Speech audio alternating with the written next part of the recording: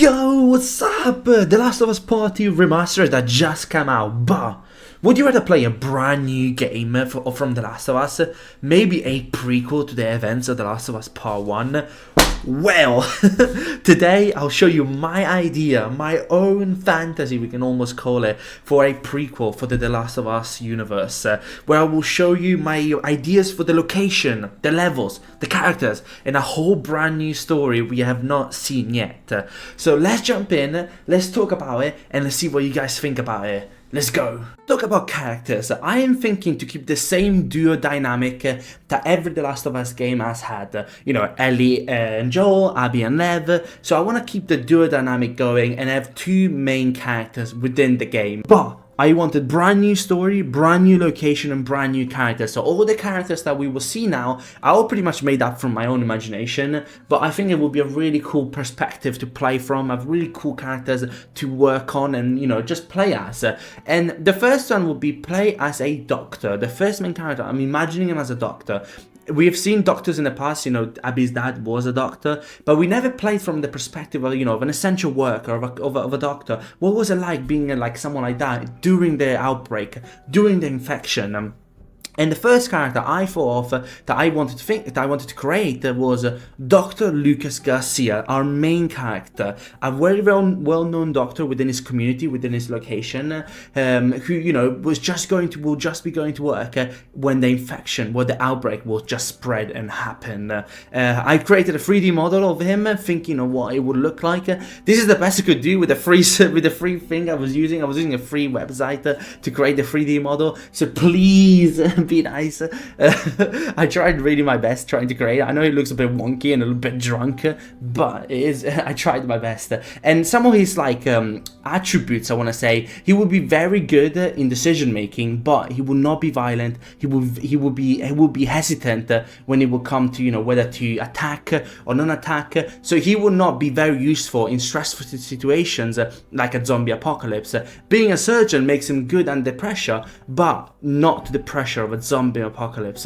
So with him, it will be very important to be stealthy, to use our, you know, our skill set of being, or, you know, our intelligence to play around the zombies and kind of like use our, you know, use our environment, our knowledge of the environment around us to escape. Secondary character, or like the partner for Dr. Lucas Garcia, I wanted someone brand new again. I wanted someone who could be a really good addition to the story, and I thought of Emma Williams, again a brand new character who is a ex-military and a police officer in the location.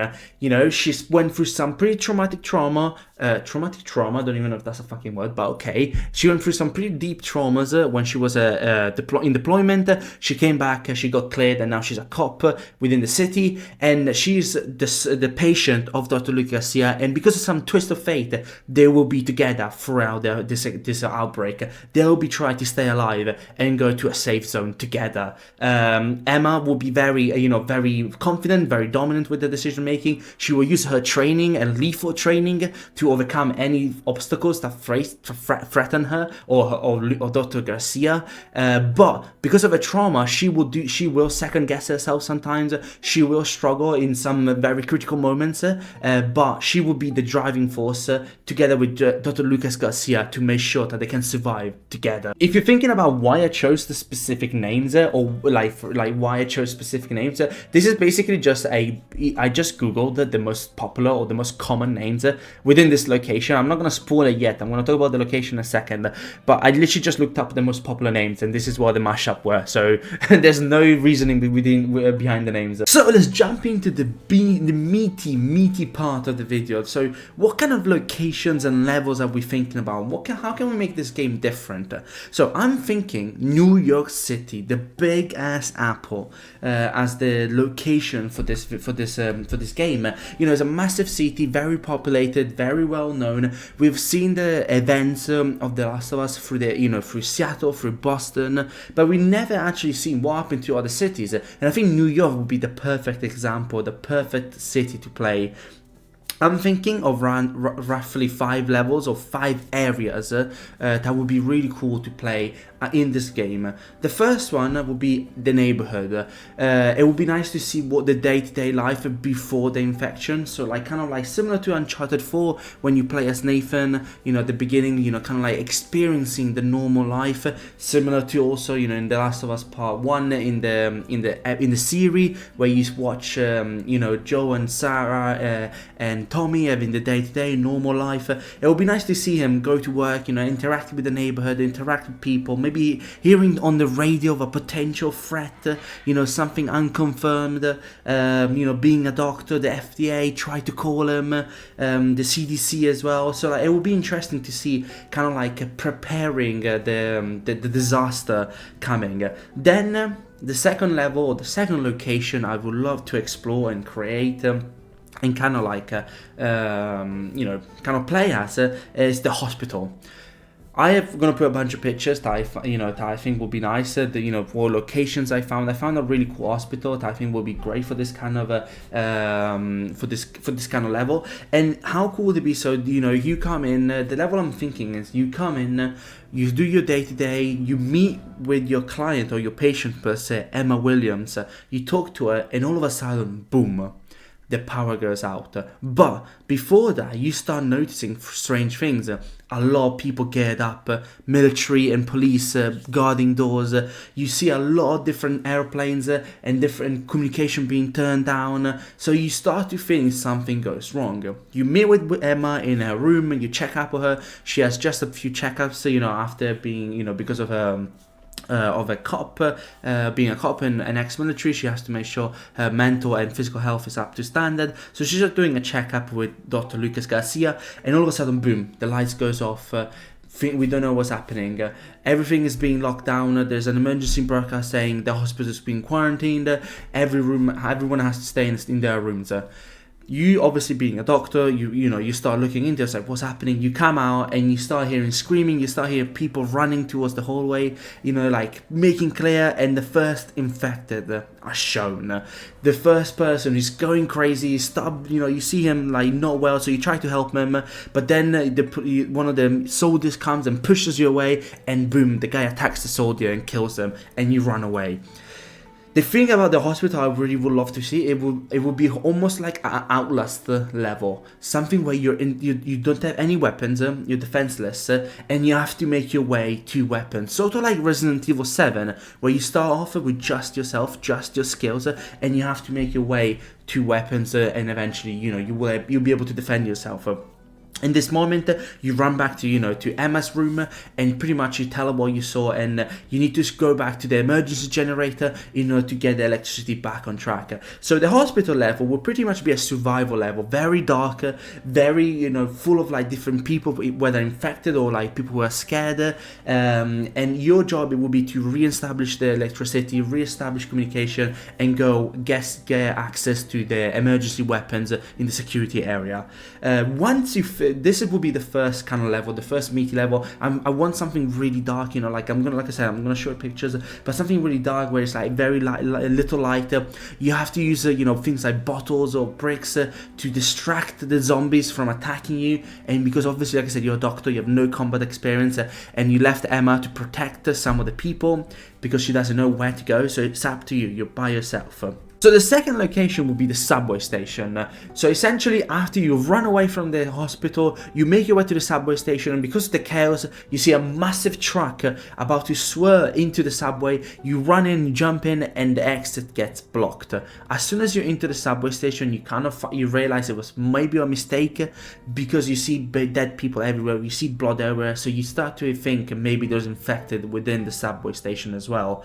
Your job is initially to find the control room of the subway station. Usually every subway station has a control room with information about trains, outgoing and ingoing, service tunnels, all the important information that the personnel needs to run the subway.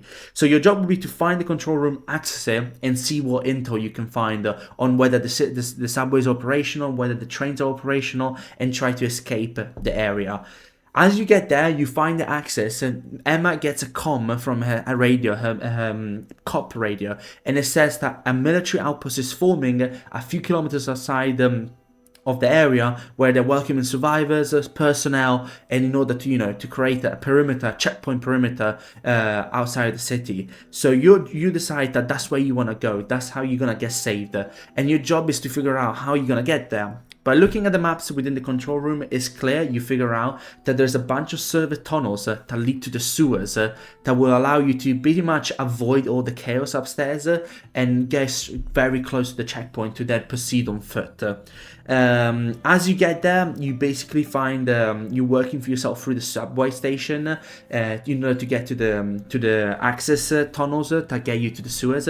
But this level is going to be way more zombies than the hospital level. There's going to be it's going to be darker, but you are going to have weapons.